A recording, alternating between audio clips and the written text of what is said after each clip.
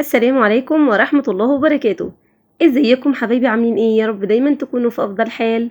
اللهم صل وسلم وبارك على سيدنا محمد وعلى اله وصحبه اجمعين. هنعمل مع بعض النهاردة وصفتين احلى من بعض.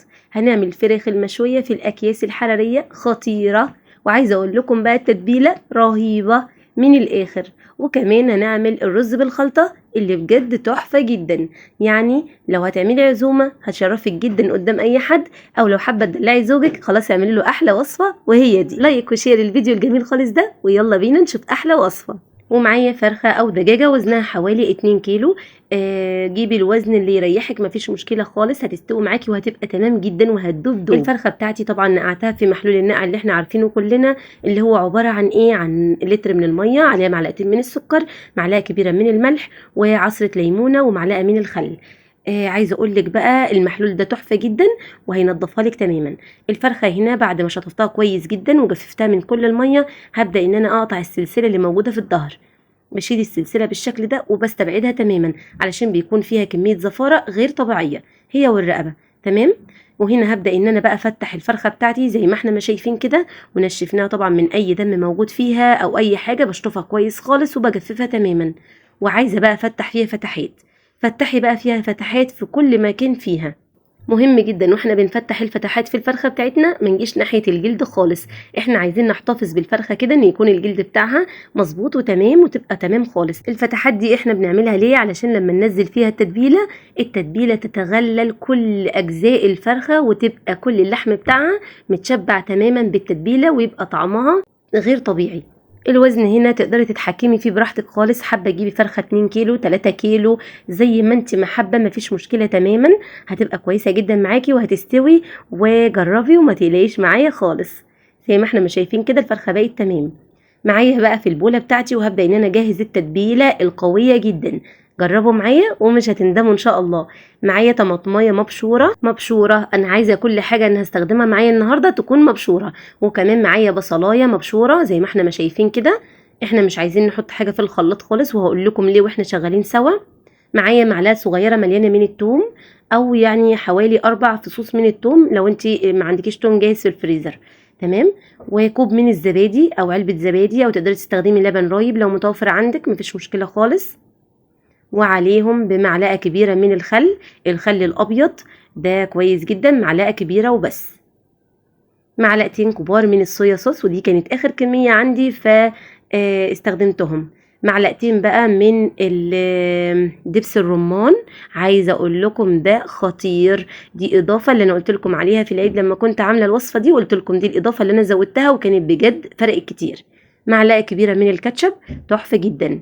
وعصير ليمونه، عصير ليمونه واحده، لو انت هتعملي كذا فرخه فبتضاعفي الكميه.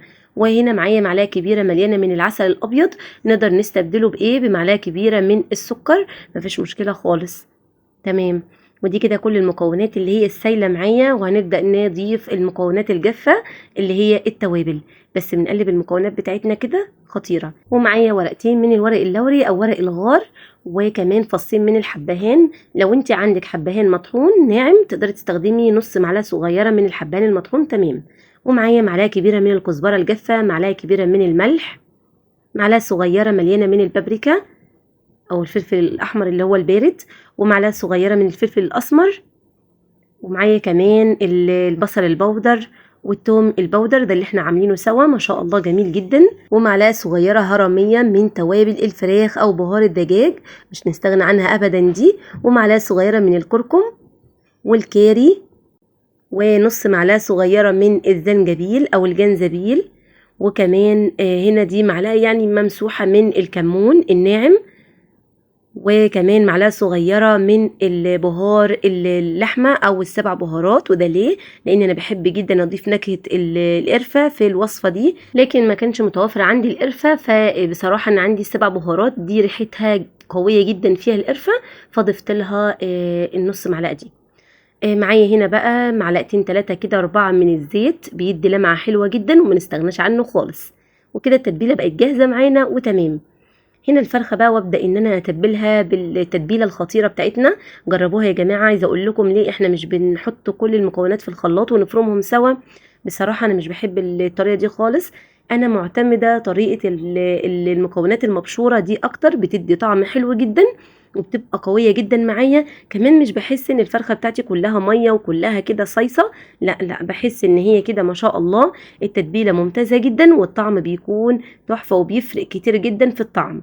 عملتها مره قبل كده في الخلاط والمكونات كلها نزلتها في الخلاط، ما حسيتش بطعم التتبيله خالص ولا طعم الفراخ كان حلو خالص. مهم جدا بقى وقت التتبيل بتاعنا، احنا تبلنا الفرخه بتاعتنا ما شاء الله دلوقتي وبقت تمام وزي الفل، ودخلنا التتبيله في كل فتحه موجوده في الفرخه، فهي تتشبع بيها تماما. بغطيها بالبلاستيك راب او باي غطا متوفر عندي وادخلها التلاجة اقل حاجه 6 ساعات. لو ليله كامله يا سلام، خطير جدا. ومعايا هنا للرز في الحله بتاعتي وانزل بقطعه من السمنه او الزبده زي ما متوفر عندك وشويه من الزيت. ومعايا هنا كيلو الا ربع من الرز البسمتي. الرز البسمتي اللي هو طويل الحبه، اللون بتاعه اللي هو غامق شويه مش اللون الفاتح قوي. وعايزه اقول لكم الرز فيه منه انواع كتير جدا، سواء الرز البسمتي او الرز المصري. ممكن تعملي الطريقه دي بالرز المصري، ممكن جدا مفيش مشكله خالص، لكن الصراحه انا بحبها بالرز البسمتي. وبنزل بالرز بالشكل ده وعليه نص معلقه كده من القرفه بتطعمه وبتخليه معانا خطير. بشوح الرز كويس جدا، والتشويح مهم خالص علشان يطلع معايا مفلفل وجميل جدا. عايزه اقول لكم بقى الوصفه بتاعه الرز هنا بتعتمد اكترها على القرفه. ومعايا في حله تانية بعد ما شوحنا الرز ركناه جانبا، ومعايا في حله تانية هنزل فيها بمعلقتين لا 3 معالق كبار من السكر. لكل نص كيلو رز بنستخدم له معلقتين من السكر. انا مستخدمه هنا كيلو الا ربع فاستخدمت لهم 3 معالق كبار من السكر. انا هنا عايزه اكرمل السكر، نكرمله يعني يوصل للدرجه اللي هي البني البراون زي ما بنعمل بالظبط في الكراميل.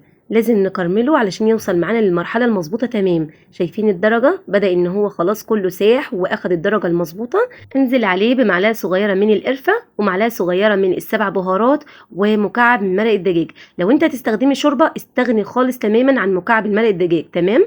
ونقلب المكونات وعليهم انزل بعود قرفه خشب اللي هو السيجار، وكمان 2 وحدتين من القرنفل، وبنزل عليهم ب3 معالق كبار من الصويا صوص، وعليهم بالميه المغليه. طبعا انا المفروض ميه مغليه، انا هنا كنت نسيت ان انا اغلي الميه فاستخدمت ميه عاديه وسبتهم يغلوا براحتهم خالص. عايزه اقول لك بقى الرز هنا بعد الميه ما غلت تمام هبدا انزل بالرز. كميه الشوربه او كميه الميه اللي بستخدمها مع الرز البسمتي قد ايه؟ كلنا عارفين ان لكل كوبايه رز بسمتي كوبايتين من الميه، لكن الصراحه او الشوربه يعني، لكن انا بحب ان انا اقلل كميه الميه لان في انواع من الرز مش بتاخد كميه شوربه او ميه كتير خالص. وظبطت الملح بتاعي وبغطي واسيبه يستوي براحته خالص. ومعايا هنا شويه من المكسرات، انا طبعا قشرتهم وجهزتهم والفيديو هنزله لكم ان شاء الله في صندوق الوصف. ومعايا بشوحهم تشويحه حلوه كده في معلقه من السمنه وشويه من القرفه بيبقوا تمام معايا. الرز استوى وبقى تمام، شايفين ما شاء الله ما اخدش وقت. طبعا مجرد ما بيتشرب معايا بهدي عليه النار واسيبه يستوي براحته خالص. هنزل عليه بنص كميه المكسرات بتاعتي اللي هي عباره عن الزبيب والبندق ولوز، وممكن لو حابه تضيفي عين جمل تمام، سوداني فول سوداني تمام جدا. وهنبدا ان احنا نقلبه ونشيل بقى القرفه بتاعتنا والاضافات اللي احنا كنا ضايفينها بقى بنشيلها تمام وبنسيبه خالص بقى وبقى مظبوط. ومعايا الفرخه بتاعتي بعد ما اتشبعت بالتتبيله تماما وبقت زي الفل، هبدا ان انا اشيل البلاستيك راب من عليها بالشكل ده، وبقول لكم شموا الريحه بقى، شموا ريحتها فظيعه. ومعايا هنا الاكياس الحراريه دي متوفره في كل المحلات دلوقتي، متوفره وتمام. بيبقوا الكيسين موجودين بالشكل ده، وبيكون معاهم اللي هي المفروض الحاجه اللي بنقفل بيها، لكن عايزه اقول لكم مش لقيتها موجوده معايا في الاكياس يعني اللي كانت موجوده دي، مش عارفه ليه الصراحه. لكن هي بيكون في معاها 2 قطع كده للقفل بتاع الكيس، تمام. معايا هنا كيس واحد بس هيقضي الفرخه ويبقى كويسه جدا. بديله رشه من الدقيق وده علشان خاطر ما يلزقش معايا الفراخ، ما تلزقش في الاكياس. وادخل الفرخه في الكيس، بس طبعا بعد ما بنبدره بالدقيق بفضي كل الدقيق خالص تماما، وارجع ادخل بقى الفرخه جواه بندخلها كلها. عايزه اقول لكم تقدروا تقطعوا الفرخه على 4 مفيش مشكله خالص، مش لازم تكون قطعه واحده على بعضها. تقدروا تعملوها على 4 زي ما عملناها مع بعض قبل كده. وهنزل بكل الصوص بتاعي، لازم بصوا يعني كل قطعه من الصوص كده تنزل كلها كده، ما نستغناش عنها خالص بالشكل ده. وهبدا ان انا اقفله كويس جدا، بلفه بالشكل ده. ومعايا بقى دي قطعه كده يعني من بتاعه زوجي الصراحه، هقفل بيها الكيس، لان زي ما قلت لكم انا مش لقيت اللي هو القطعتين اللي بيكونوا بتاع القفل، فانا استخدمت دي كانت ما شاء الله ممتازه خالص. والزيادات اللي موجودة فيها هقصها. وهنا نبدأ نفتح في الكيس بتاعنا كده كذا فتحة علشان خاطر الكيس ما ينتفخش في الفرن ويفرقع لا قدر الله ولا حاجة، فلازم ان احنا نفتح فيه الفتحات دي. بندخله الفرن على صينية بالشكل ده، صينية ألمونيوم، وندخله الفرن بتاعنا بيكون سخن جدا جدا على درجة حرارة عالية، وندخله هياخد معانا تقريبا حوالي ساعة وهتبقى مظبوطة وتمام معانا. الفرخة بتاعتنا بعد ما طلعت من الفرن ما شاء الله ممتازة جدا. انا هنا حاطة الكيس عليها، كنت قلباها من الصينية على طول على البايركس او القالب اللي انا قدمت فيه. شايفين بقى ما شاء الله. انا عايزة اقول لكم هنا نقطة بس توضيح ليكم ان الفرخة لما جيت احطها حطيت الوجه بتاعها او الجلد بتاعها من تحت. المفروض ان احنا نحط الجلد بتاعها من فوق، لكن انا الصراحة ما اخدتش بالي ودخلتها على الشكل ده. لكن دي معلومة ليكم يا حبايبي. لكن زي ما احنا ما شايفين ما شاء الله تبارك الله الفرخة طالعة معانا لون تحفة جدا، وكمان الطعم والريحة وهم بجد هتعجبكم جدا ان شاء الله. ومعايا هنا شوية من الكبد، كان عندي الكبدة بتاعت الفرخة ومعاها كمان كبدة كمان قطعتهم قطع صغيرة في طاسة فيها شوية من الزيت، ونزلت بالكبد غيرت لونها، ضفت لها شوية من الملح والفلفل الأسمر، وما شاء الله طعمها تحفة جدا. الطبق الرز بالخلطة بالمكسرات بالكبد فظيع. طبق بيتقدم في اشهر المطاعم، هو وجبة الفراخ دي بسعر قد كده مش قادرة اقول لكم. احنا نعمله في بيتنا بايدينا، حاجة نظيفة وتمام ومضمونة وحاجة زي الفل.